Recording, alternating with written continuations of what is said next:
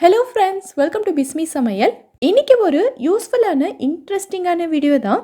ரொம்ப புதுசான கிச்சன் டிப்ஸும் வீட்டு குறிப்புகளும் இந்த வீடியோவில் நம்ம பார்க்க போகிறோம். ஸோ வீடியோக்குள்ளே போகிறதுக்கு முன்னாடி நம்ம சேனலை நீங்கள் ஃபர்ஸ்ட் டைம் பார்க்குறீங்கன்னா மறக்காமல் சப்ஸ்கிரைப் பண்ணிக்கோங்க. இப்போ நம்ம ஃபர்ஸ்ட் டிப் என்னங்கிறத பார்க்கலாம். நம்ம எல்லாருமே டெய்லியும் ப்ரெஷர் குக்கர் யூஸ் பண்ணுவோம். பருப்பு வேக வைக்கிறதுக்கு இல்லை சாதம் வைக்கிறதுக்கு இப்படி யூஸ் பண்ணிக்கிட்டே தான் இருப்போம். ஒரு சில நேரங்களில் பார்த்திங்கன்னா இந்த ப்ரெஷர் குக்கரில் இருந்து சரியாக விசில் வராது. ஒவ்வொரு தடவையும் நம்ம குக்கரோட வெயிட்டை கரண்டி வச்சு தூக்கி விடுற மாதிரியே தான் இருக்கும். இந்த மாதிரி நேரங்களில் சரியாக விசில் வரல அப்படின்னா சில சமயங்களில் குக்கர் வெடிக்கிறதுக்கும் நிறைய சான்சஸ் இருக்குது. ப்ரெஷர் குக்கரில் சரியாக விசில் வராததுக்கு என்ன காரணம் அப்படின்னா பெரும்பாலான நேரங்களில் இந்த வேல்வில் இருக்கக்கூடிய அடைப்பாக தான் இருக்கும். நம்ம பருப்பு வைக்கும்போதோ இல்லை சாதம் வைக்கும்போதோ 1-2 பருப்பு இந்த ஓட்டைக்குள்ளே போயிட்டு ஃபுல்லாக அடைச்சிக்கும். ஸோ நல்லா அடைச்சிக்கிச்சு அப்படின்னா இதுலேருந்து ப்ரெஷர் எதுவுமே ரிலீஸ் ஆகாது. ப்ரெஷர் ரிலீஸ் ஆகலை அப்படின்னா சரியாக விசில் வராமல் இருக்கிறது, சில நேரங்களில் குக்கர் வெடிக்கிறதுக்கும் நிறைய சான்சஸ் இருக்குது. இங்கே நிறைய ஓட்டை இருக்குது பாருங்கள். இது வழியாக தான் குக்கரில் இருக்கக்கூடிய ப்ரெஷர் எல்லாமே நமக்கு ரிலீஸ் ஆகும். ஸோ எப்போவுமே குக்கர் யூஸ் பண்ணுறதுக்கு முன்னாடி இந்த வால்வில் அடைப்பு எதுவுமே இல்லாமல் இருக்கான்னு கரெக்டாக செக் பண்ணிவிட்டு யூஸ் பண்ணுங்கள். இதை எப்படி செக் பண்ணலான்னா, இந்த குக்கர் மூடியை அப்படியே தண்ணியில் காட்டினீங்கன்னா தண்ணி ஃபுல்லாகும் போது இந்த ஓட்டை வழியாக தண்ணி உள்ளே போயிட்டு வெளியில் வரும். இந்த வீடியோவில் பார்க்கும்போது உங்களுக்கு புரியும்னு நினைக்கிறேன். ஸோ இந்த மாதிரி தண்ணி எந்த தடையுமே இல்லாமல் நல்லா ஃப்ரீயாக ஃப்ளோ ஆச்சு அப்படின்னா அடைப்பு எதுவுமே இல்லை நம்ம தெரிஞ்சுக்கலாம். ஸோ இந்த மூடியில் அடைப்பு எதுவுமே இல்லை, நம்ம தாராளமாக யூஸ் பண்ணிக்கலாம். அதே மாதிரி இந்த குக்கரில் இருக்கக்கூடிய கேஸ்கெட்டை நீங்கள் யூஸ் பண்ணாத சமயத்தில் இந்த மூடியிலேயே மாட்டி வைக்காமல் தனியாக கழட்டி வச்சிடணும். இதை ஃப்ரீசர்லேயோ அப்படி இல்லைன்னா ஒரு கபோர்ட்லேயோ கூட நீங்கள் ஸ்டோர் பண்ணி வச்சுக்கலாம். ஆனால் ஃப்ரீசரில் ஸ்டோர் பண்ணும்போது கேஸ்கெட் நல்லா லூஸ் ஆகாமல் ரொம்ப நாளைக்கு லாங் லைஃப் கொடுக்கும். அதே மாதிரி இந்த குக்கரோட வெயிட்டையுமே நம்ம அடிக்கடி டீப் க்ளீன் பண்ணணும். இதையுமே நல்லா தனித்தனி பார்ட்டாக கலட்டி நம்ம க்ளீன் பண்ணலாம். எப்படி க்ளீன் பண்ணணும்னு நான் ஏற்கனவே இன்னொரு வீடியோவில் சொல்லியிருக்கேன். ஸோ இந்த மாதிரி நம்ம ஒவ்வொரு தடவையும் நல்லா கரெக்டாக க்ளீன் பண்ணி சேஃபாக யூஸ் பண்ணிக்கிட்டோம் அப்படின்னா எந்த பிரச்சனையும் வராது. ஸோ இனி குக்கரில் சரியாக விசில் வர மாட்டேங்குது, சரியாக பருப்பு வேக மாட்டேங்குதுங்கிற பிரச்சனையே வராது. ட்ரை பண்ணி பாருங்கள். இப்போ நம்ம அடுத்த டிப் என்னங்கிறத பார்க்கலாம். நிறைய பேருக்கு பார்த்திங்கன்னா உப்புமா சேமியாலாம் சுத்தமாக பிடிக்காது. அதுலேயும் குட்டீஸ் பார்த்திங்கன்னா கொஞ்சம் கூட சாப்பிட மாட்டாங்க. உப்புமா பார்த்திங்கன்னா ரொம்ப கட்டியாக மாவு மாதிரி இருக்கிறதும் ஒரு காரணம் தான். ஸோ உப்புமா உங்களுக்கு நல்ல சாஃப்டாக உதிரியாக இருக்கணும், எவ்வளோ நேரம் ஆனாலும் காஞ்சி போகாமல் இருக்கணும் அப்படின்னா இப்போ நான் சொல்கிற ஒரே ஒரு பொருளை சேர்த்து நீங்கள் செஞ்சு பாருங்கள். ஃபஸ்ட்டு ரவை ஒரு 2-3 நிமிஷத்துக்கு நல்லா வறுத்துட்டு அடுத்து கடுகு, கடலைப்பருப்பு, வெங்காயம், கருவேப்பிலை, காஞ்ச மிளகாய் எல்லாம் போட்டு நல்லா தாளித்ததுக்கு அப்புறமா தண்ணி சேர்த்துக்கோங்க.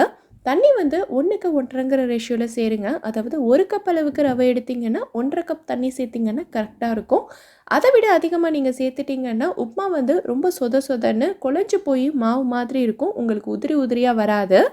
கொதிச்சதுக்கப்புறமா ரவை சேர்த்து மிக்ஸ் பண்ணிங்கன்னா இப்படி தான் இருக்கும். இப்போ நல்லா மூடி போட்டுட்டு ஸ்டவ்வை நல்லா குறைச்சி சிம்மில் வச்சு ஒரு 5 நிமிஷத்துக்கு அப்படியே விட்டுருங்க. ஸோ ஒரு 5 நிமிஷத்துலேயே பார்த்திங்கன்னா இதில் இருக்கக்கூடிய தண்ணியெல்லாம் நல்லா வற்றிடும். அதே நேரத்தில் ரவையும் நல்லா சாஃப்டாக குக் ஆகிரும். 5 நிமிஷம் மூடி வச்சுட்டு எடுத்து மிக்ஸ் பண்ணி விட்டிங்கன்னா இந்த மாதிரி தான் இருக்கும். ஸோ இப்போ தான் ஒரு முக்கியமான பொருள் சேர்க்க போகிறோம். என்ன அப்படின்னா, கடைசியாக ஒரே ஒரு டீஸ்பூன் அளவுக்கு நெய் சேர்த்துக்கோங்க. நெய் சேர்த்து கலந்து விட்டோம் அப்படின்னா உப்புமா ஒன்றோடு ஒன்று ஒட்டாமல் நல்ல உதிரியாகவே இருக்கும். எவ்வளோ நேரம் ஆனாலும் சரி இது கொஞ்சம் கூட காஞ்சி போகாது, நல்ல சாஃப்டாக இருக்கும். ஸோ இந்த மாதிரி நீங்கள் செஞ்சு குழந்தைங்களுக்கு டிஃபன் பாக்ஸில் பேக் பண்ணி கொடுத்து அனுப்பலாம். கண்டிப்பாக சாப்பிட்டு வருவாங்க. ட்ரை பண்ணி பாருங்கள். அடுத்ததாக பார்த்திங்கன்னா நிறைய பேர் நம்ம கமெண்ட்டில் கேட்டுட்டு இருந்த ஒரு டிப்பு தான்.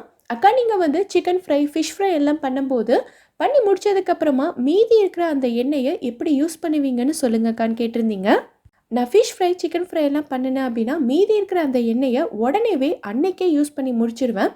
அதை ஸ்டோர் பண்ணி அடுத்த நாள் இல்லை அதுக்கு அடுத்த நாளெல்லாம் வச்சு யூஸ் பண்ண மாட்டேன். நம்ம லஞ்சுக்கு மீன் வறுவல் செய்கிறோம் அப்படின்னா கண்டிப்பாக ஏதாவது ஒரு குழம்பு வைப்போம் இல்லையா? எங்கள் வீட்டில் மீன் குழம்பு வச்சு மீன் வறுவல் செய்கிறது தான் எல்லாருக்கும் பிடிக்கும். நான் நிறைய பேர் பார்த்துருக்கேன். ஃபஸ்ட்டு குழம்பெல்லாம் வச்சு முடிச்சுட்டு கடைசியாக தான் ஃபிஷ் ஃப்ரையோ இல்லை சிக்கன் ஃப்ரையோ பண்ணுவாங்க. ஸோ அந்த மாதிரி செய்யாமல் நான் என்ன பண்ணுவேன்னா, ஃபஸ்ட்டே ஃப்ரை எல்லாத்தையும் செஞ்சு முடிச்சிடுவேன். இப்போ மீன் வறுவல் செய்ய போகிறோம் அப்படின்னா ஃபஸ்ட்டே மீன் எல்லாத்தையும் வறுத்து முடிச்சுட்டு மீதி இருக்கிற அந்த எண்ணெயை நான் மீன் குழம்பு செய்கிறதுக்கு உடனேவே யூஸ் பண்ணிப்பேன்.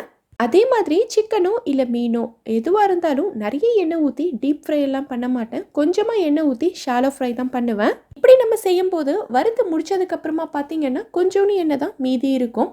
ஸோ இதை உடனேவே நம்ம குழம்பு வைக்கிறதுக்கு யூஸ் பண்ணிக்கலாம்.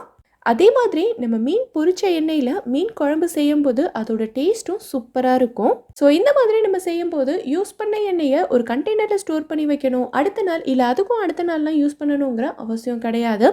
அதே மாதிரி நம்ம யூஸ் பண்ண எண்ணெயை நிறைய நாளைக்கு ஸ்டோர் பண்ணி வச்சு மறுபடியும் ரீயூஸ் பண்ணும்போது நிறைய ஹெல்த் இஷ்யூஸ் எல்லாம் வரும். ஸோ இந்த மாதிரி நம்ம செஞ்சுக்கிட்டோம் அப்படின்னா அதை அவாய்ட் பண்ணிக்கலாம். அடுத்ததாக பார்த்தீங்கன்னா ஒரு கிளீனிங் டிப்பு தான். இந்த பழைய கம்மலை புது கம்மல்லாம் நல்ல மஞ்சளாக மினுமினுன்னு இருக்கும்ல, அதே மாதிரி நல்ல பளிச்சுன்னு எப்படி க்ளீன் பண்ணுறதுன்னு தான் பார்க்க போகிறோம். ஃபர்ஸ்ட் இந்த கம்மலில் இருக்கக்கூடிய அழுக்கு எல்லாத்தையுமே க்ளீன் பண்ணி எடுத்துட்டு அதுக்கப்புறமா நல்ல பளிச்சுன்னு ஷைனிங்காக வர்றதுக்கு என்ன பண்ணணுங்கிறத சொல்கிறேன். ஃபர்ஸ்ட் ஒரு பவுலில் கொஞ்சமாக தண்ணி சேர்த்துக்கிறேன். இந்த தண்ணியில் நம்ம கொஞ்சமாக ஷாம்பு போட்டுக்கலாம். எந்த பிராண்ட் ஷாம்பு வேணாலும் நீங்கள் யூஸ் பண்ணிக்கலாம், ஆனால் மைல்டாக இருக்கிற மாதிரி பார்த்துக்கோங்க. ஷாம்பு கொஞ்சமாக ஒரு ட்ராப் தான் நான் சேர்த்துருக்கேன். இதான் நீங்கள் பேபி ஷாம்பு கூட இதில் யூஸ் பண்ணிக்கலாம். இதில் நம்ம கம்மலை போட்டுக்கலாம். திருகாணியை தனியாக கழட்டிட்டு போடுங்க, அப்போ தான் நமக்கு க்ளீன் பண்ணுறதுக்கு ஈஸியாக இருக்கும். இப்போ இது ஒரு 10 நிமிஷத்துக்கு நல்லா ஊறட்டும். அப்போ தான் இதில் இருக்கக்கூடிய அழுக்கு எல்லாமே நமக்கு நல்ல லூஸ் ஆகும், க்ளீன் பண்ணுறதுக்கு ஈஸியாக இருக்கும். 10 நிமிஷம் நல்லா ஊறினதுக்கப்புறமா ஒரு பழைய டூத் ப்ரஷ் எடுத்துகிட்டு இது எல்லாத்தையும் நல்லா தேய்ச்சி விட்டுறலாம். டூத் ப்ரஷோட ப்ரிசில்ஸ் ஹார்டாக இல்லாமல் நல்லா சாஃப்டாக இருக்கிற மாதிரி பார்த்துக்கங்க. ஹார்டான ப்ரிசில்ஸாக இருந்ததுன்னா நகையில் நிறைய ஸ்க்ராச்சஸ் விழும். ஸோ நான் இன்றைக்கி பேபி ப்ரஷ் தான் எடுத்திருக்கேன்.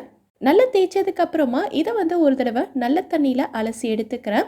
ஸோ இப்போவே பார்த்தீங்கன்னா அழுக்கு எல்லாமே நல்லா போயிருக்கும், நகையும் நல்லா பளிச்சுன்னு வந்திருக்கும்.